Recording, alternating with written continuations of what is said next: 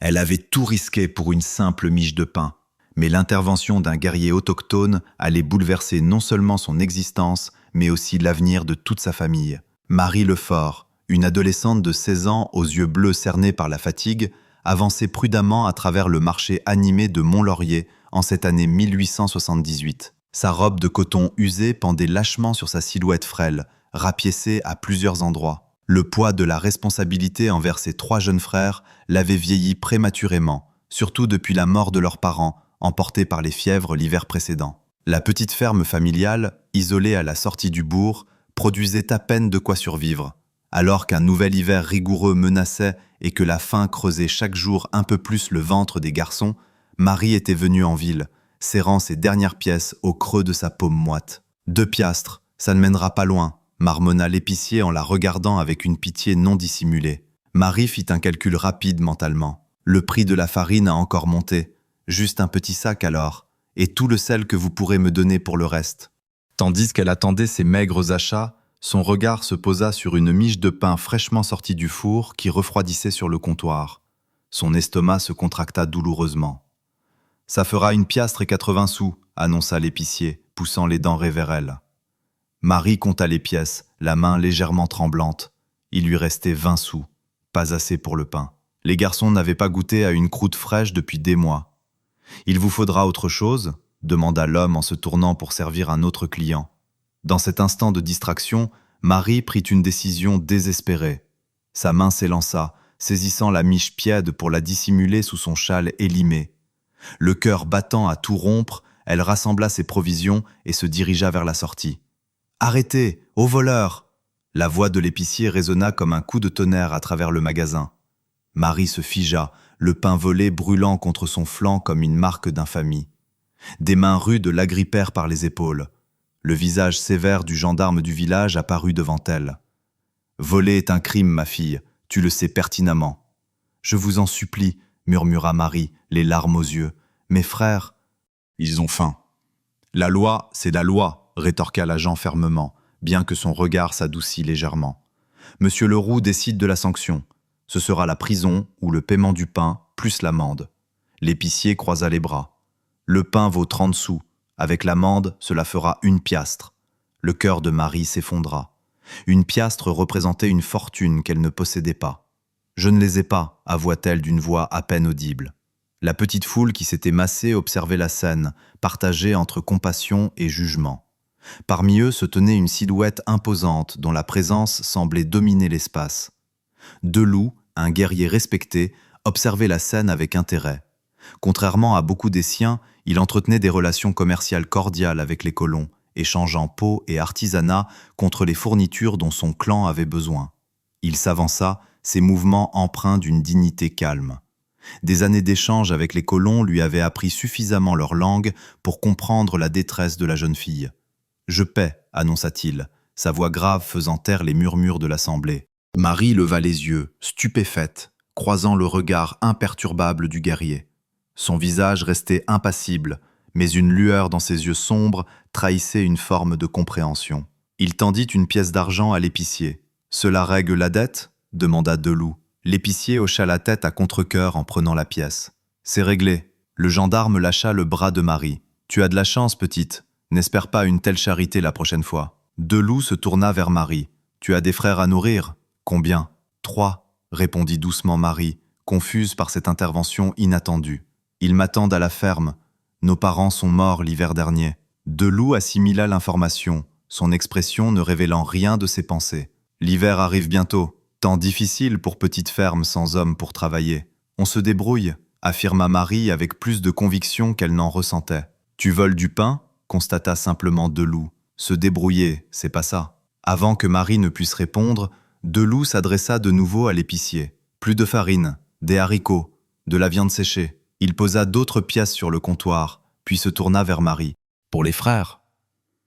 Marie le dévisageait, bouleversée par cette générosité venant d'un étranger, un guerrier dont on racontait des histoires effrayantes au coin du feu, même si les récents traités de paix avaient apporté un calme précaire dans la région.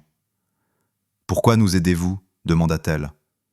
Deloup rassembla les provisions qu'il venait d'acheter. « Je t'accompagne à la ferme, montre-moi. » Marie hésita, tiraillée entre la méfiance et le besoin désespéré. Cette nourriture supplémentaire garderait ses frères en vie pour plusieurs semaines. « Ma carriole est juste dehors », finit-elle par dire, décidant que refuser cette providence serait de la folie. Tandis qu'il chargeait les vivres dans sa petite charrette usée par les intempéries, des chuchotements les suivirent à travers le village. Marie sentait les regards peser sur elle, mais elle releva le menton, se concentrant sur l'essentiel. Ses frères mangeraient ce soir. Elle ignorait que Deloup avait reconnu quelque chose en elle. Une détermination farouche à protéger sa famille, une valeur profondément ancrée dans sa propre culture, et qu'il avait déjà commencé à former un plan qui changerait le cours de sa vie à jamais. Le trajet jusqu'à la ferme de Marie prit près de 2 heures. Deloup chevauchait son cheval tacheté à côté de la carriole, sa présence étant à la fois rassurante et déconcertante pour la jeune fille. Peu de mots furent échangés, mais Marie sentait ses regards occasionnels, évaluant son état et les environs. La petite cabane apparut alors qu'il franchissait une colline douce. Une fumée s'échappait de la cheminée et 3 petites silhouettes jaillirent de la porte au son de l'attelage. « Marie, tu es rentrée !» cria Thomas, 7 ans, le cadet. Son excitation se mua en stupeur lorsqu'il aperçut le guerrier. Les aînés, Jacques et Guillaume, âgés de 12 et 10 ans, se placèrent instinctivement devant leur petit frère, le visage méfiant. « Tout va bien !» cria Marie en arrêtant la carriole. « C'est Deloup !» expliqua-t-elle, réalisant qu'elle ne connaissait son nom que parce qu'il l'avait prononcé plus tôt. Le guerrier mit pied à terre avec une grâce fluide. « Il m'a aidé en ville », continua Marie en descendant, « et il nous a apporté des provisions supplémentaires. » Jacques s'avança, tentant d'adopter l'autorité de l'homme de la maison malgré son jeune âge. « Pourquoi un Indien nous aiderait-il » Deloup considéra le garçon avec respect plutôt qu'avec amusement. « Ta sœur a du courage. Elle nourrit la famille seule. Ça mérite de l'aide. » Marie commença à décharger les vivres, et après un moment d'hésitation, les garçons l'aidèrent, lançant des regards curieux à leurs visiteurs insolites. À l'intérieur de la cabane, Deloup examina le mobilier spartiate d'un seul coup d'œil. Une table aux chaises dépareillées, 2 lits étroits où dormaient visiblement les 4 frères et sœurs, un petit poêle à bois et des étagères presque vides racontaient l'histoire de leur lutte. « Vous cultivez cette terre » demanda-t-il alors que Marie s'affairait à préparer un repas simple. « On essaie » répondit-elle, ses mains travaillant habilement la farine. « Notre père a appris un peu à Jacques et Guillaume, mais... » Elle s'interrompit, ne voulant pas admettre l'ampleur de leur échec. Deloup s'approcha de l'étroite fenêtre, regardant les champs en friche. La terre était bonne, mais le manque de bras expérimentés était flagrant. Quelques poules maigres picoraient dans la cour et une vache laitière au flanc creux attendait dans un petit enclos. « L'hiver vient vite, observa-t-il le nouveau. Ça, c'est pas assez. » Les épaules de Marie se tendirent. « On s'en sortira. » Deloup se tourna pour lui faire face. 4 enfants seuls. Mauvais temps arrive. Neige, froid, faim. Quel choix avons-nous ? La voix de Marie se brisa légèrement. « Les garçons ont besoin de moi. » Deloup s'assit à la table, sa stature imposante ne semblant pourtant pas déplacée dans l'humble demeure. « Mon peuple vit bien. On chasse orignal, chevreuil, beaucoup de nourriture pour l'hiver, bons abris, fourrure chaude. » Marie s'arrêta dans son travail, sentant le poids de ses paroles. « Venez avec moi, » dit simplement Deloup. « Vous tous, vivez avec mon clan jusqu'au printemps. » La proposition resta en suspens, telle une fumée stagnante dans l'air froid de la cabane. Marie le dévisagea, muette de stupeur. « Vous voulez dire aller dans un campement indien ?» demanda Jacques, la voix montant dans les aigus, incrédule. « Nous sommes en paix, » expliqua calmement Deloup. « Mon clan commerce avec les Blancs. Nous campons à 3 jours de cheval d'ici. Les terres de chasse y sont giboyeuses. Pourquoi nous offrir cela ?» finit par articuler Marie, retrouvant sa voix. Le regard sombre de Deloup ne la quitta pas. « Les enfants ne doivent pas mourir de faim. Mon peuple accorde une valeur sacrée à la famille. Nous accueillons ceux qui ont besoin d'un abri. Mais nous sommes des Blancs, lâcha Guillaume sans réfléchir. La faim ne voit pas la couleur de la peau, répliqua le guerrier. Mon peuple a déjà recueilli des enfants d'ailleurs, des orphelins métis ou blancs. Certains restent, deviennent des nôtres, d'autres retournent vers leur peuple une fois grands. L'esprit de Marie s'emballa. La perspective était aussi terrifiante que tentante. Ils avaient survécu de justesse à l'hiver précédent, alors que leurs parents étaient encore en vie. Cet hiver, nous ne pouvons pas simplement tout abandonner, protesta-t-elle faiblement. Cette ferme était le rêve de nos parents. La ferme attendra le printemps, contra Deloup. Des enfants morts ne peuvent pas cultiver la terre. La brutalité de cette vérité frappa Marie de plein fouet. Elle regarda ses frères, trop maigres, grandissant trop vite pour leurs vêtements usés, leurs yeux connaissant déjà trop de misère. « Nous serions des invités ?» demanda-t-elle prudemment. « Pas des prisonniers ?» Deloup hocha la tête. « Des invités qui travaillent comme tout le monde au camp. Les garçons apprendront la chasse. Toi, tu apprendras le travail des femmes. Tout le monde mange, tout le monde a chaud. Et nous pourrions retourner à la ferme au printemps ?» insista Marie. « Si vous le souhaitez, » acquiesça Deloup. « Décidez maintenant. Je pars demain au lever du soleil. » Cette nuit-là, après que Deloup se fut retiré pour dormir dans la grange sur sa propre insistance, Marie et ses frères se blottirent ensemble sur leur paillasse, discutant à voix basse. « On ne peut pas lui faire confiance », insista Jacques. « Papa disait toujours que les tribus étaient dangereuses. Papa disait aussi que les temps changeaient, » lui rappela Marie. « Et on a entendu dire que certains clans vivent en paix maintenant. »« J'ai peur », chuchota Thomas en se pressant contre le flanc de sa sœur. Guillaume, toujours pragmatique, intervint. « On n'a pas assez de réserve pour passer l'hiver. Tu le sais, Marie. » Marie caressa distraitement les cheveux de Thomas. « Je sais. S'il voulait nous faire du mal, il l'aurait déjà fait, » poursuivit Guillaume. Au lieu de ça, il a apporté de la nourriture. Marie fixa l'obscurité, pesant des choix impossibles. Risquer d'emmener ses frères vers une vie inconnue parmi des gens qu'on leur avait appris à craindre, ou affronter la certitude presque absolue de la famine alors que l'hiver refermait son étau sur leur ferme en ruine. « On y va », murmura-t-elle finalement. « Juste jusqu'au printemps. Juste pour survivre. » Au matin, lorsqu'elle annonça leur décision à Deloup, une lueur d'approbation traversa le regard du guerrier. « Vous choisissez sagement, dit-il. Emportez seulement le nécessaire, laissez le reste. » Tandis que les enfants rassemblaient leurs quelques biens précieux, Marie jeta un dernier regard à la cabane qui avait été leur foyer. Un daguerréotype de leurs parents trônait sur le manteau de la cheminée, leur possession la plus chère. Elle l'enveloppa soigneusement dans un linge et le glissa dans son baluchon. « On reviendra », chuchota-t-elle à la pièce vide, une promesse faite à ses parents et à elle-même. « Nous reviendrons. » Ce que Marie ne pouvait savoir en fermant la porte derrière eux, c'est à quel point cette décision allait transformer leur existence, et que ce voyage remodèlerait leur compréhension de la famille, de l'appartenance et du foyer d'une manière qu'ils n'auraient jamais pu imaginer. Le voyage jusqu'au campement dura 4 jours au lieu des 3 prévus. Deloup les guida résolument vers le nord-ouest, loin des colonies et s'enfonçant dans des contrées de plus en plus sauvages. Marie voyageait dans la carriole avec Thomas, tandis que Jacques et Guillaume alternaient entre l'arrière du chariot et la marche. Deloup avait insisté pour qu'ils emmènent la vache laitière, les poules et les 2 chèvres de la famille, affirmant qu'elles seraient des ajouts précieux pour le camp.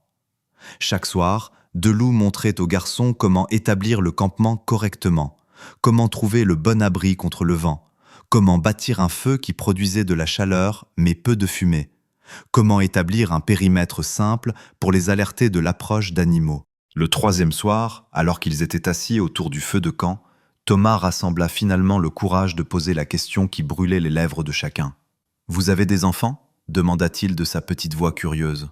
Une ombre passa sur le visage du guerrier. « J'avais un fils et une fille. » L'usage du passé pesa lourdement dans l'air nocturne. « Qu'est-ce qui leur est arrivé ?» insista Thomas, ignorant le regard d'avertissement de Marie.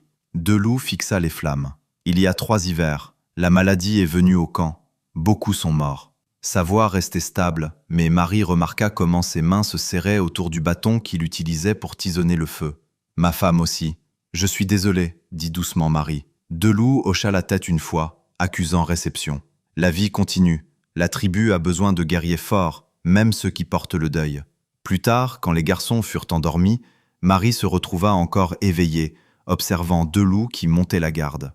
La révélation sur sa famille avait modifié quelque chose dans sa perception de cet homme. « C'est pour ça que vous nous aidez ?» demanda-t-elle doucement. « Parce que vous avez perdu vos enfants ?» Deloup ne la regarda pas, son regard rivé sur l'obscurité au-delà de leur campement. « Peut-être, ou peut-être que le Créateur vous a placé sur mon chemin pour une raison. Que vont penser les vôtres de vous voir arriver avec des enfants blancs ? » « Mon père est le chef du clan, » répondit Deloup. « Il respecte mon jugement. Les autres accepteront sa décision. » Marie resserra sa couverture autour de ses épaules. « Et les femmes, nous accepteront-elles » À ces mots, Deloup se tourna enfin vers elle. « Les femmes de mon clan sont fortes, bienveillantes envers les enfants. Ma mère, Fleur Jaune, t'enseignera. » « M'enseigner quoi » À être une femme du clan, dit-il simplement. Marie sentit une pointe d'inquiétude. Mais je ne suis pas... Nous restons juste jusqu'au printemps. Deloup étudia son visage à la lueur mourante du feu. Oui, jusqu'au printemps. Quelque chose dans son ton suggérait qu'il pouvait avoir d'autres pensées à ce sujet, mais il n'ajouta rien. Le 4e jour, alors que le soleil entamait sa descente, ils franchirent une crête et Marie aperçut pour la première fois le campement, étendu dans une vallée protégée. Des douzaines de tentes coniques formaient un cercle lâche près d'un ruisseau sinueux bordé de peupliers. Des chevaux, plus de chevaux que Marie n'en avait jamais vus au même endroit, paissaient dans les prairies environnantes.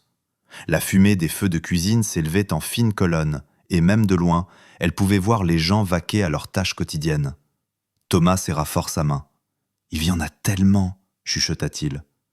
Deloup leva le bras en signe de signal, et un cri perçant retentit, poussé par la sentinelle postée sur une crête voisine.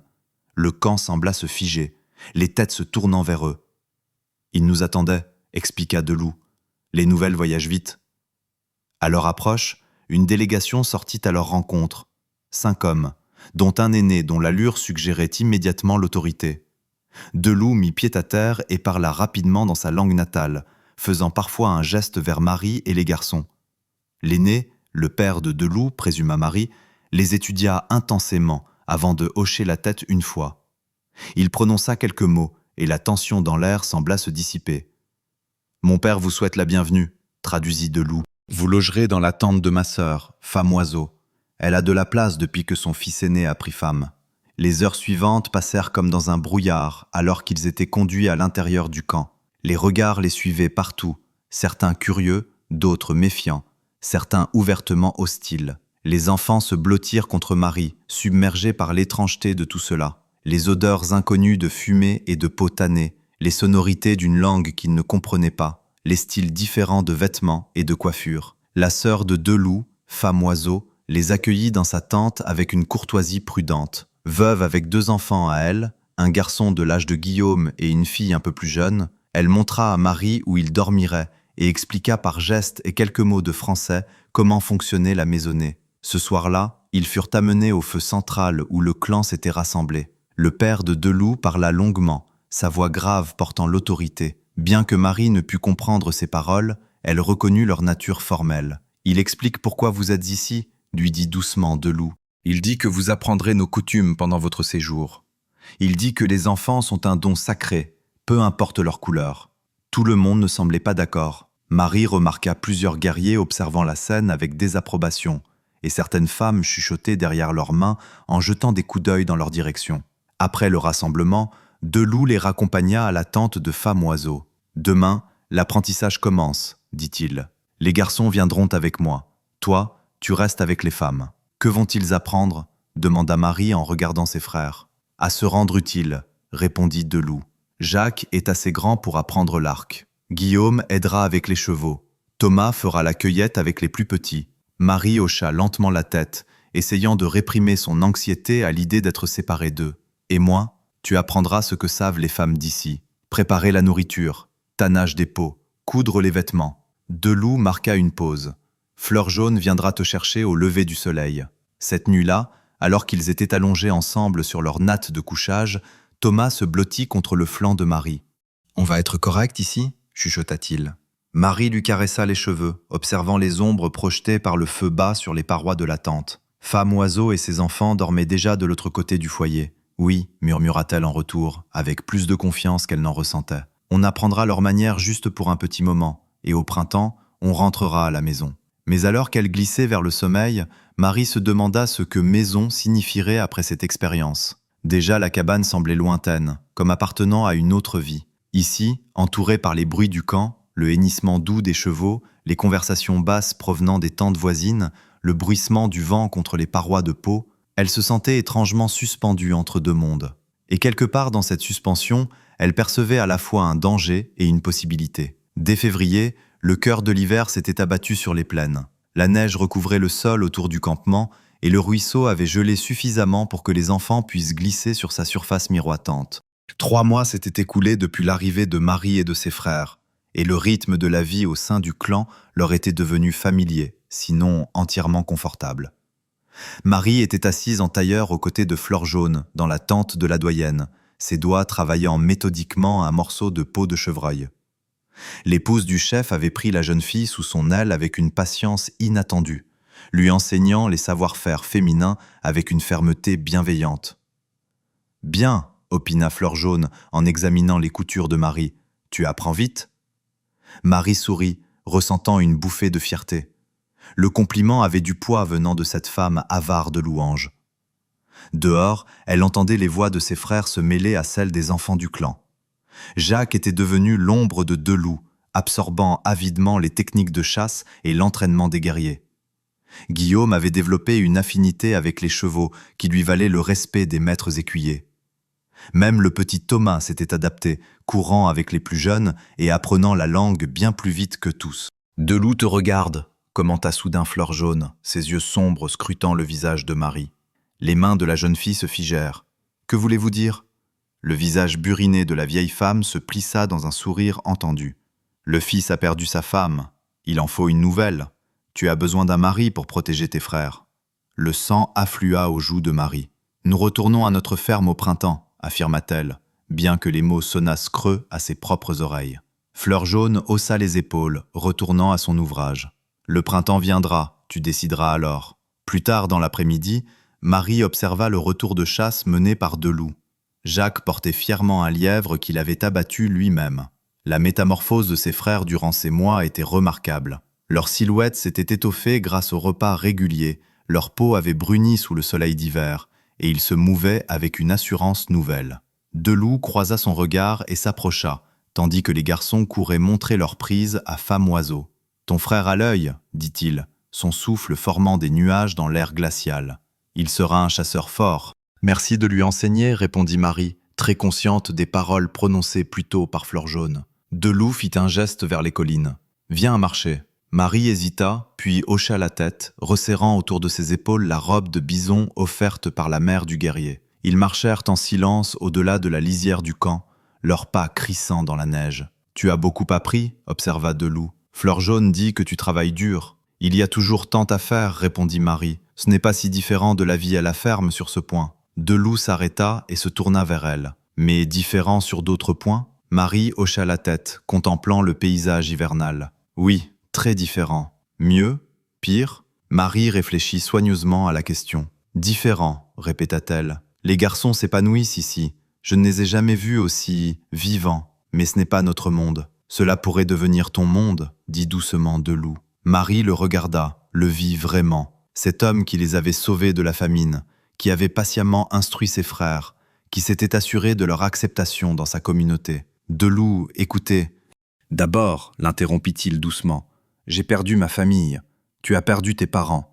Tes frères ont besoin d'un père. Tu as besoin, » il hésita, « de protection. Suggérez-vous un mariage ?» Il confirma d'un signe de tête. « Reste avec mon peuple, deviens ma femme. Tes frères deviendront mes fils. » Le cœur de Marie s'emballa. Elle l'avait senti venir, avait vu les regards, entendu les murmures. Mais l'entendre à voix haute rendait la chose réelle. « Je ne sais pas quoi dire, » chuchota-t-elle. « Ne dis rien maintenant, » répondit Deloup. « Réfléchis jusqu'à la pleine lune, puis décide. » Cette nuit-là, Marie resta éveillée longtemps après que les autres se furent endormis, l'esprit tourmenté par des choix impossibles. L'idée d'épouser Deloup, un homme issu d'un monde si différent, semblait impensable. Et pourtant, l'alternative, la ferme les attendrait, certes. Mais pourquoi? Plus de lutte, plus de faim, plus de peur. Ici, ses frères apprenaient à survivre, à prospérer. Ici, ils avaient trouvé une communauté qui, malgré une méfiance initiale, les avait accueillis. Et Deloup, elle ne pouvait nier le respect grandissant qu'elle éprouvait pour lui. Sa force tranquille, sa patience, l'affection évidente qu'il portait à ses frères. Était-ce suffisant? Le respect pouvait-il se muer en quelque chose de plus? La pleine lune se leva une semaine plus tard. Marie trouva Deloup à l'orée du camp, observant l'astre monter au-dessus des plaines. « J'ai pris ma décision, » dit-elle, la voix assurée malgré les battements frénétiques de son cœur. Deloup se tourna vers elle, le visage impassible, mais le regard interrogateur. « Mes frères ont besoin de stabilité, » commença Marie avec précaution. « Ils apprennent à être forts ici, d'une manière impossible à la ferme. » Deloup attendit silencieusement la suite. « Je vous épouserai, déclara-t-elle finalement. « Mais j'ai besoin de votre promesse. Si l'un de nous souhaite un jour retourner vers le monde des Blancs, vous ne nous en empêcherez pas. » Deloup pesa ses mots. « C'est juste, accepta-t-il. Mais je pense qu'avec le temps, tu ne voudras plus partir. » La cérémonie eut lieu 2 jours plus tard, une version simplifiée des coutumes traditionnelles par respect pour les origines de Marie. Fleur Jaune avait préparé une robe spéciale pour elle, ornée de perles et de piquants de porc-épic. Jacques, se tenant droit et sérieux au-delà de ses 12 ans, donna formellement la main de sa sœur à la place de leur père. Tandis que Marie se tenait aux côtés de Deloup et que le chef prononçait les paroles d'union, elle surprit le regard de ses frères. De l'excitation de Thomas à l'approbation prudente de Guillaume, en passant par le mélange complexe d'émotions de Jacques, ils n'étaient plus les enfants désespérés qui avaient fui leur ferme en ruine quelques mois plus tôt. Ils avaient été transformés par ce lieu, ces gens, cette vie si éloignée de tout ce qu'ils avaient connu. Et Marie réalisa qu'elle aussi avait changé. La jeune fille qui avait volé du pain par désespoir ferait toujours partie d'elle, mais elle devenait quelqu'un de nouveau, quelqu'un de plus fort, quelqu'un qui avait choisi cette voie non plus par nécessité, mais par la conviction grandissante qu'ici, parmi ce peuple jadis considéré comme ennemi, sa famille ne ferait pas que survivre, elle vivrait vraiment. Ce soir-là, alors que Deloup la guidait vers ce qui était désormais leur propre tente, Marie s'arrêta pour lever les yeux vers la vaste voûte étoilée qui s'étendait dans le ciel d'hiver. « Des regrets ?» demanda doucement Deloup. Marie secoua lentement la tête. « Non, je m'émerveille juste de voir comment une vie peut changer si complètement en l'espace d'une saison. » Deloup suivit son regard vers les cieux. « Mon peuple dit que le sentier du Créateur n'est pas toujours droit. Parfois, il fait d'étranges détours. » Marie sourit. Un détour très étrange, en effet. De voleuse de pain à épouse d'un guerrier. Deloup lui prit la main, son toucher doux mais ferme. Pas si étrange. Une femme forte trouve le moyen de protéger sa famille. C'est pareil dans tous les mondes. En se glissant dans la chaleur de la tente, Marie emportait avec elle la certitude que le printemps finirait par venir et qu'avec lui, les choix demeureraient. Mais pour l'heure, en cet instant précis, elle avait trouvé une paix inattendue dans les bras d'un homme d'un autre monde et dans la promesse d'un avenir qu'aucun d'eux n'aurait pu imaginer lorsqu'une jeune fille désespérée avait volé une miche de pain et qu'un guerrier avait payé sa dette.